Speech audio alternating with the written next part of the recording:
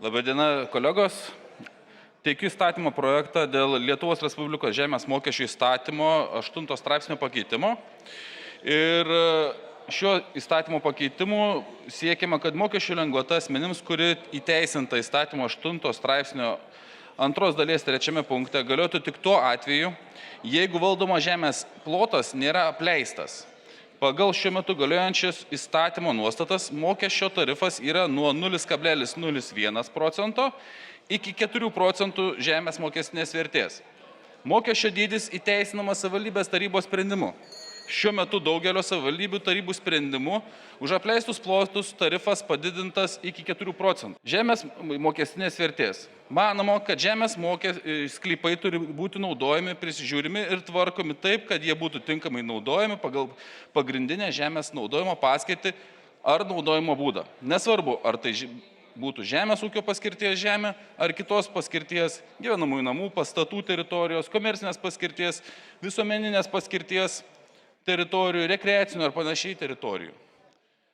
Toks reikalavimas turėtų galėti visiems, tame tarpe ir tiems, kuriems galioja žemės mokesčio lengvata. Vadovaujantis šiuo metu galiojančiamis įstatymo nuostatomis, žemės mokesčių neapmokestinami fiziniai asmenys, kurių šeimose mokestinio laikotarpio pradžioje nėra darbingų asmenų ir kuriems nustatytas nuo 0 iki 40 procentų dalyvumo lygis, arba kurie yra sukakę senatvės pensijos amžių ar yra nepilnamečiai, priklausančio žemės sklypo plotas neviršintis savivaldybių tarybų iki einamojo mokesčio laikotarpio rugsėjo 1 dienos nustatymo neapmokestinamo žemės sklypo dydžio.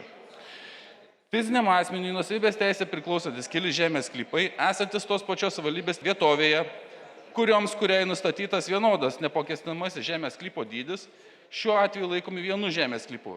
Jeigu fizinis asmuo turi teisę į mokesčių lengvatą ir turi ne vieną žemės sklypą, taikoma didžiausia lengvata vienam žemės sklypui.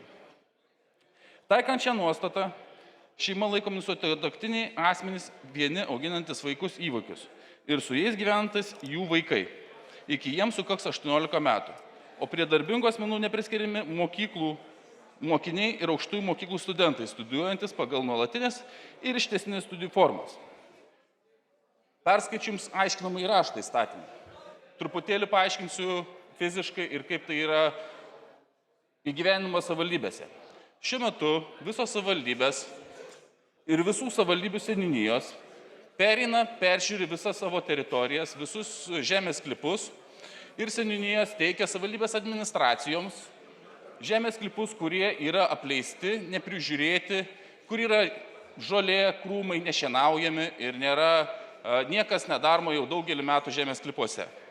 Seniūnijos, kadangi jos yra arti žmogaus, jos yra nedidelio dydžio, dažniausiai tus žemės savininkus ieško, skatina, ragina bent vieną kartą metuose iki Liepos 15 dienos nušienauti bent jau žemės sklypą, kuris yra nenaudojamas.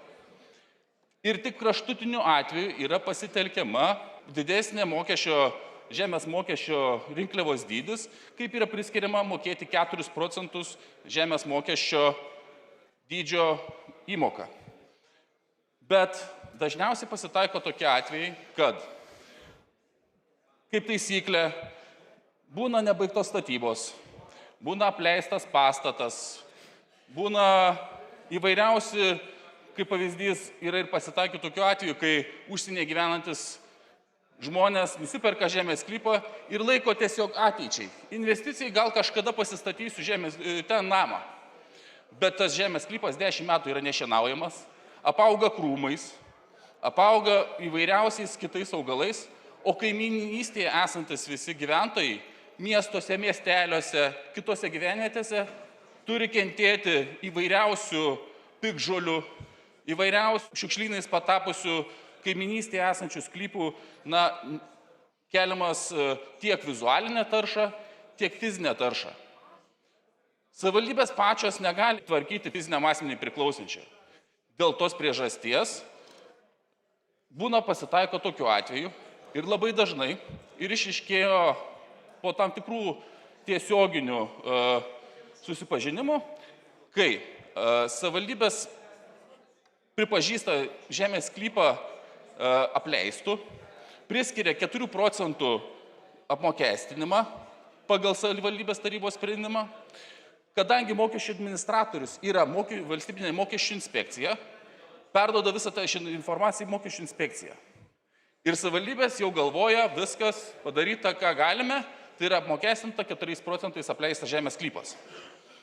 Bet mokesčių inspekcija, kadangi tarybos sprendimas yra žemesnės teisinės galios negu yra įstatymas, mokesčių inspekcija, pasinaudojusi įstatymo numatytą lengvatą, net nepranešusi savivaldybėms, pritaiko automatiškai 0. Išaiškėjo tik tais iš vieno fizinio atvejo, kai buvo skundai, eiliniai skundai, metai iš metų, kai žemės sklypas vienas būna apleistas, savivaldybė mušosi į krūtinę visai gyvenvietei, visai bendruomeniai, kad tikrai apmokestinam 4 procentais. Bet kaip išaiškėjo, taip, pagal savivaldybės teisės aktus perduota uždėta 4 procentų mokestinė vertė. Bet kaip užklausta buvo tiesiogiai dėl šito dalyko mokesčių inspekcija, buvo nurodyta, negauna nei cento, nei 1 cento, 0 eurų, nes pritaikyta šita lengvata. Įsiskaičius į patį lengvatos įstatymą, jeigu yra nesvarbu, kaip pavyzdys, bedarbiai, visi šeimoje yra bedarbiai, tai kas trukdo tiesiog nueiti 1 kartą metuose, nupjauti žolę? Niekas. Jeigu žmogus yra pensijinio amžiaus, tai kas trukdo jam laisvą laiką turint tiesiog nueiti, nusidaravėti darželį? Tai tos visos lengvatos yra paliekamos tokios, kokios yra tik tais įtraukiama viena išimtis, kad ši lengvata netaikoma, jeigu žemės sklypas yra apleistas. Visos lengvatos lieka, išskyrus tokiu atveju, jeigu tas žemės sklypas yra apleistas.